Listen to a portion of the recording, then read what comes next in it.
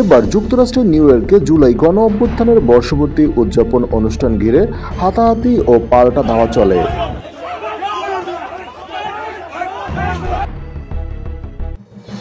জুলাই গণ অভ্যুত্থানের বর্ষপূর্তি উদযাপন অনুষ্ঠানের আয়োজন করেছিল প্যাট্রিয়ট অব বাংলাদেশ নামক একটি নবগঠিত সংগঠন। প্রত্যক্ষদর্শীরা জানান, জ্যাকসন হাইটের ডাইভার্সিটি প্লাজায় জুলাই গণ অভ্যুত্থানের বর্ষপূর্তি অনুষ্ঠান উপলক্ষে নিউ ইয়র্কের পেশাজীবী সচেতন নাগরিক সমাজসহ বিভিন্ন শ্রেণীর পেশার মানুষ অংশ নেন। অনুষ্ঠানের এক পর্যায়ে যুবলীগের কর্মীরা অনুষ্ঠানে এসে জয় বাংলা স্লোগান দেওয়া শুরু করে, ফলে অনুষ্ঠানের বিঘ্ন ঘটে। এর জেরে বিএনপি এবং যুবলীগ কর্মীদের মধ্যে উত্তেজনা ছড়িয়ে পড়ে।